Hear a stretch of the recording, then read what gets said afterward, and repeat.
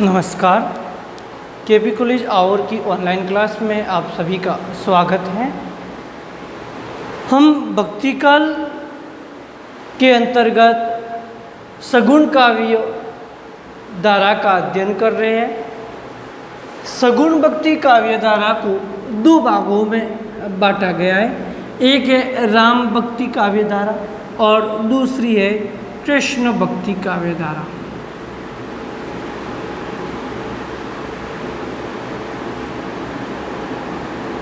कृष्ण भक्ति धारा, राम भक्ति धारा में जो प्रमुख कवि है वे तुलसी है और तुलसीदास जी की जो प्रसिद्ध कृति है, उनकी प्रसिद्धि का जो आधार स्तंभ है वह अवधी भाषा में लिखी गई रामचरितमानस। रामचरितमानस, इस रामचरितमानस की जो भाषा है वह अवधी भाषा है।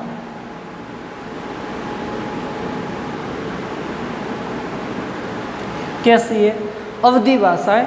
इसी रामचरितमानस का जो रूपात्मक ढांचा है वह सूफी कवि मलिक मोहम्मद जायसी के द्वारा रचित पद्मावत काव्य से लिया गया है। तो रामचरितमानस का जो रूपात्मक ढांचा है वह पद्मावत से लिया गया है। पद्मावत को सन 1540 ईस्वी में लिखा गया। किसके द्वारा? जायसी के द्वारा। इस पद्मावत ये भी अवधी भाषा में लिखा गया है। इसमें क्या है? दुआ चौपाई है।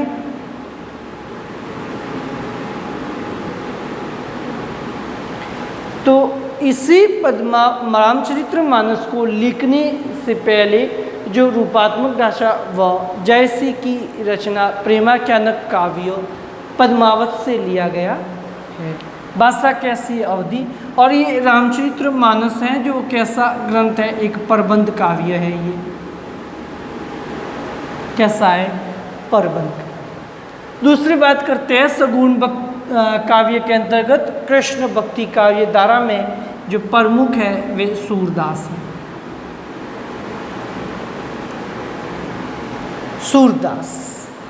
सूरदास के गुरु वल्लभाचार्य है और वल्लभाचार्य जी के पुत्र विट्ठलनाथ जी के द्वारा एक अष्टसाप की स्थापना की गई सन 1565 ईस्वी में।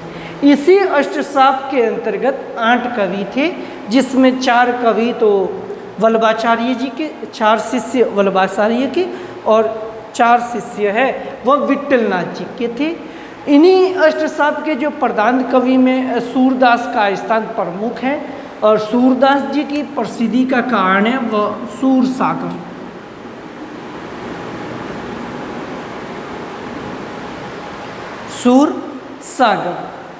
सूरसागर की जो भाषा है वह ब्रज भाषा है और ये मुक्तक गे पद है। इसमें क्या है? मुक्तक गे पद। ये मुक्तक गे पद होते हुए भी हमें ऐसे प्रबंध का क्या देते हैं? आनंद देते हैं। बात करें हम राम भक्ति काव्य धारा की, लेकिन सगुण काव्य धारा से पहले, सगुण काव्य से पहले भक्ति काल में जो पहली जो अपन काव्य धारा देखी वह निर्गुण काव्य है। निर्गुण संतों के जो राम है, निर्गुण संतों ने भी राम की उपासना की है और सगुण संतों ने भी राम की उपासना की है। लेकिन जो कबीर के राम हैं वह अलग है। वह तुलसी के राम दशरथ पुत्र बताए गए हैं, जो भगवान विष्णु के अवतारों में से एक है, लेकिन कबीर के राम दशरथ पुत्र नहीं है। राम की उपासना दोनों ने की है, सगुण कवियों ने भी की, सगुण भक्तों ने भी की और निर्गुण भक्तों ने भी की। लेकिन निर्गुण संतों के राम हैं जो तुलसी के राम नहीं है।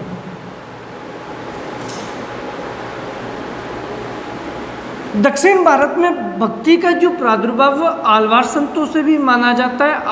आलवारों की संख्या कितनी बताई गई थी? 12 थे। इन 12 आलवारों में एकमात्र महिला हुई है जिसे दक्षिण की मीरा भी कहा गया है। दक्षिण की मीरा, अंदाल को कहते हैं दक्षिण की मीरा।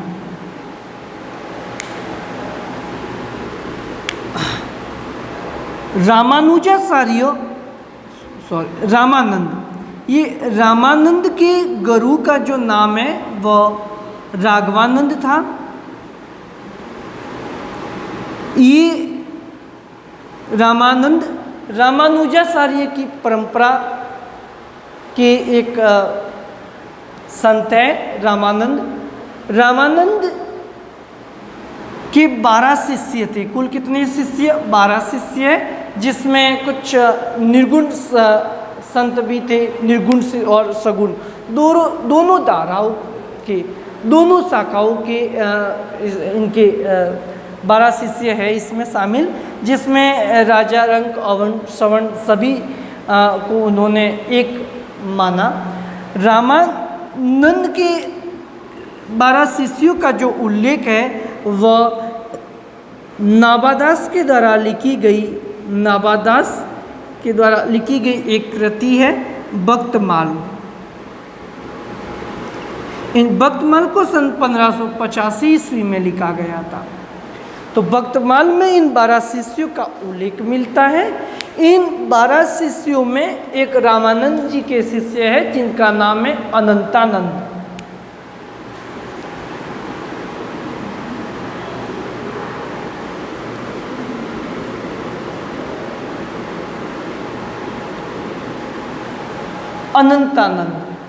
इन अनंतानंद के शिष्य कृष्णदास पय्यारी हुए। कृष्णदास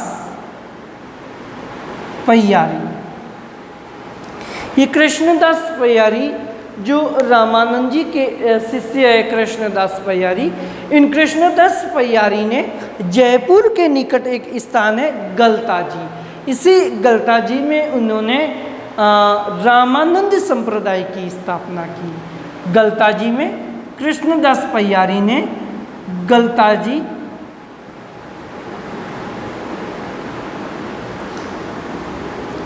रामानंद संप्रदाय की स्थापना।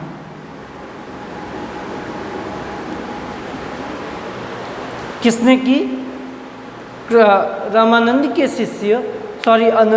के शिष्य कृष्णदास पय्यारी ने गलताजी में रामानंद संप्रदाय की स्थापना की। दूसरी बात करते हैं, राम भक्ति काव्यधारा के जो प्रमुख कवि है वह है तुलसी।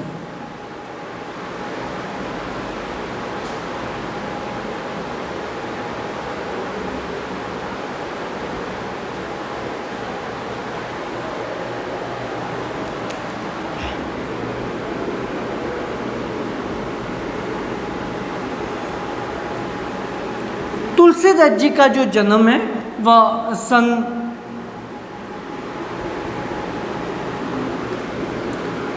1532 ईस्वी में राजापुर जिला बांदा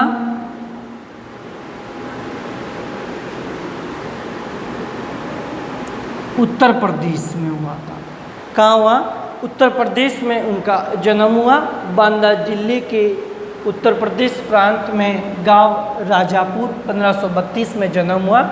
इनकी मृत्यु है सन 1623 ईस्वी में इनकी मृत्यु हुई। इनके पिता का नाम आत्माराम दुबे, पिता आत्माराम दुबे, माता तुलसी। और ये मूल नक्षत्र में पैदा हुए थे और मूल नक्षत्र में पैदा होने की वजह से इन्हें जन्म देते ही इनके माता पिता के द्वारा इन्हें छोड़ दिया गया था। तो इनका जो पालन पोषण है वह मुनिया नाम की दासी ने किया था। पालन पोषण मुनिया नाम की दासी ने पालन पोषण किया। गुरु का नाम नरहरि दास है।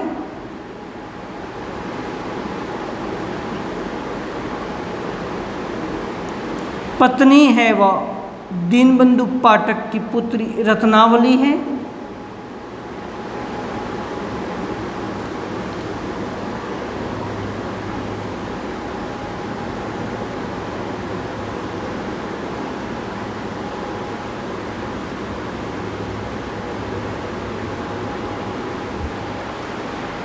दीनबंधु पाठक की पुत्री रत्नावली इनकी पत्नी का नाम है। गुरु नरहरि दास है और इनके पिता का नाम आत्माराम दुबे, माता तुलसी इनकी माता का नाम है।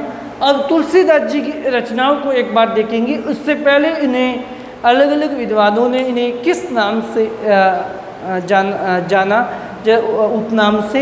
जैसे शुक्ल जी ने इन्हें सबसे बड़ा क्या कहा है, कवि कहा है। तो शुक्ल जी ने इन्हें क्या कहा है, इन एक सबसे बड़ा कवि का है, सर्वश्रेष्ठ कवि।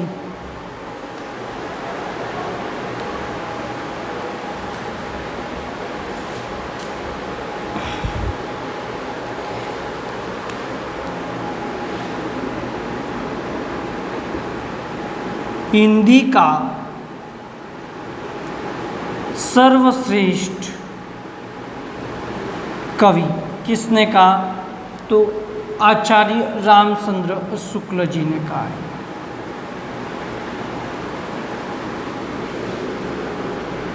जातीय कवि रामविलास शर्मा ने इन्हें हिंदी का जातीय कवि कहा है।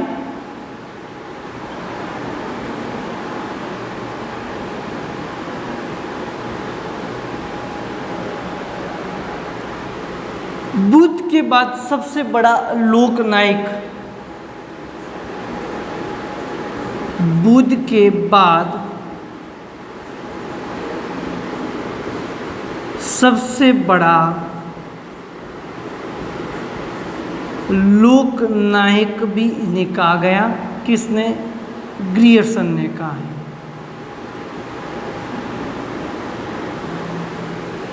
मुगल काल का सबसे बड़ा आदमी, मुगल काल का सबसे बड़ा आदमी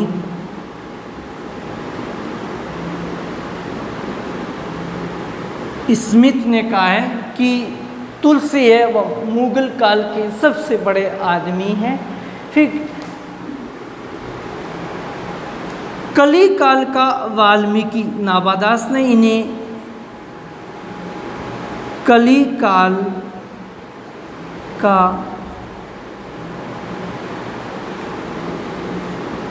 वाल्मीकि बताया है।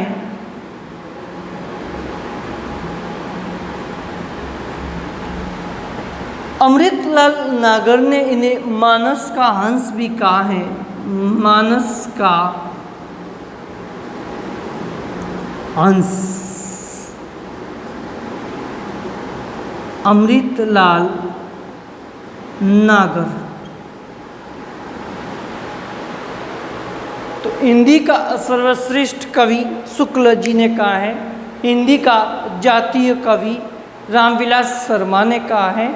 और मुगल काल का सबसे बड़ा आदमी स्मिथ ने कहा है। और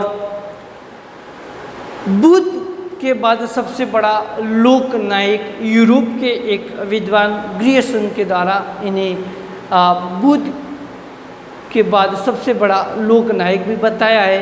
और नाबादास ने इन्हें कली काल का वाल्मीकि भी कहा है। अब तुलसीदास जी की कुल 12 रचनाएं बताई जाती है शुक्ल जी के अनुसार कि तुलसी के द्वारा 12 रचनाएं लिखी गई है। उसमें 5 बड़ी और 4 छोटी रचनाएं हैं। तो शुक्ल जी ने कुल इनकी 12 रचनाएं बताया है।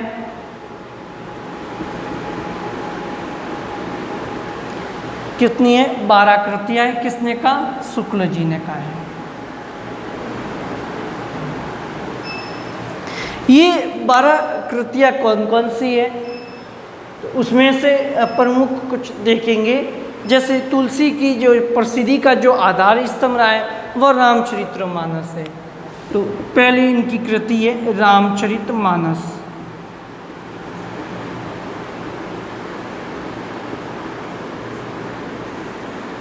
इस रामचरितमानस को सन 1574 ईस्वी में लिखा गया। 1574 ईस्वी में इसे लिखा गया रामचरितमानस को। रामचरितमानस की जो भाषा है वह अवधी है। कैसी है? अवधी भाषा है।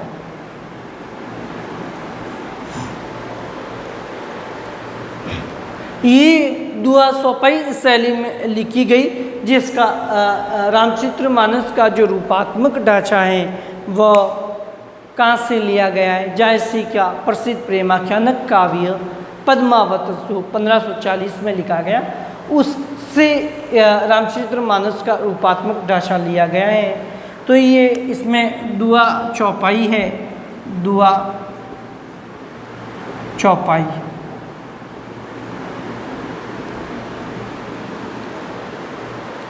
भाषा अवधि।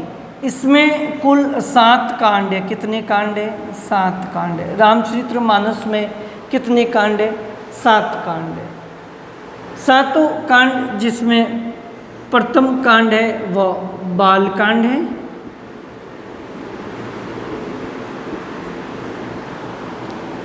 बाल कांड के पश्चात दूसरा है वह अयोध्या कांड।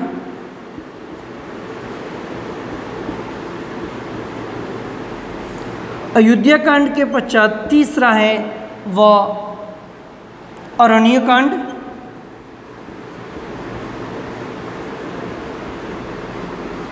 अरण्य कांड चौथा किष्किंधा कांड।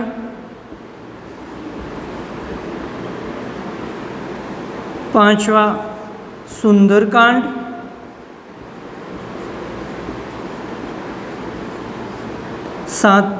छठा लंका कांड। और अंत में 7वें नंबर है उत्तरकांड।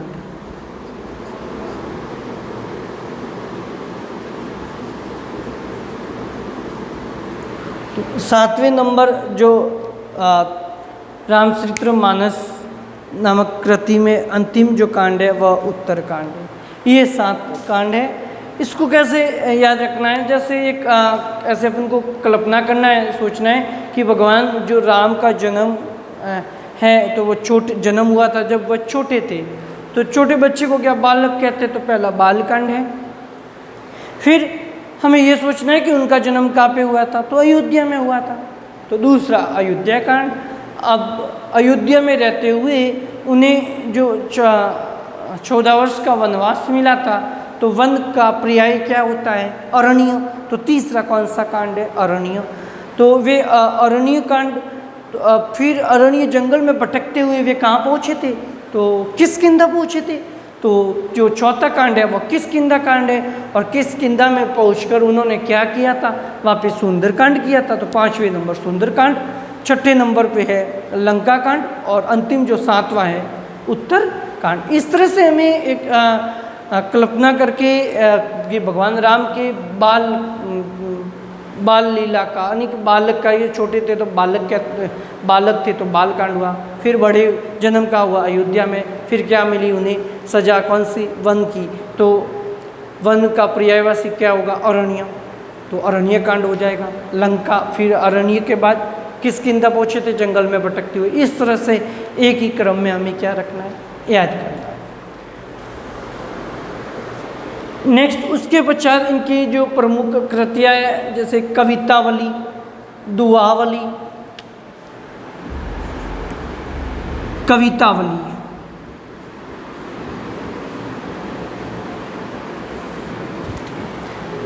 कवित्त सवैया शैली में लिखी गई है कवितावली।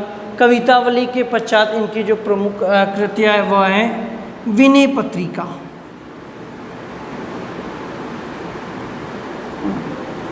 विनय पत्रिका, विनय पत्रिका भगवान राम के दरबार में उन्होंने संदेश भेजने के लिए, निमंत्रण भेजने के लिए ये कृति लिखी गई थी, विनय पत्रिका, है ना। विनय पत्रिका में कुल 279 पद है। कुल कितने पद है? 279 पद है। किसमें? विनय पत्रिका में। और ये इसमें शांत रस है, ठीक है। विनय पत्रिका के पश्चात बरवे रामायण एक कृति है, बरवे रामायण।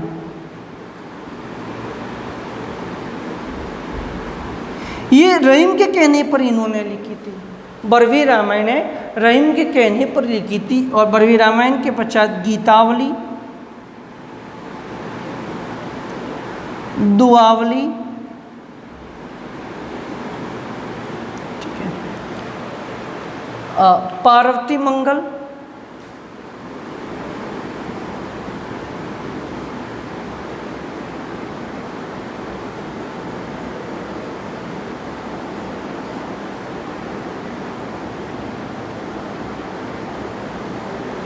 पार्वती मंगल,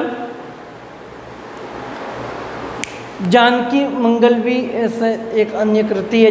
जानकी मंगल, रामलल्ला, नसु, हनुमान बाहुक। उन्होंने बाहु पीड़ा से मुक्ति पाने के लिए की गई हनुमान बाहुक एक कृति है, हनुमान बाहुक।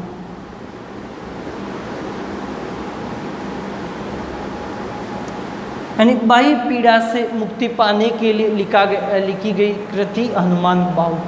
तो ये इनकी राम तुलसी जी के द्वारा लिखी गई कृतियाँ हैं। नेक्स्ट इसमें आपको एक तो रामचरितमानस इम्पोर्टेंट है, इसको थोड़ा देखना है, ठीक है। फिर कवितावली है, विनय पत्रिका है। विनय पत्रिका में कुल 279 पद है। इससे आगे नेक्स्ट हम अगली क्लास में पढ़ेंगे। धन्यवाद।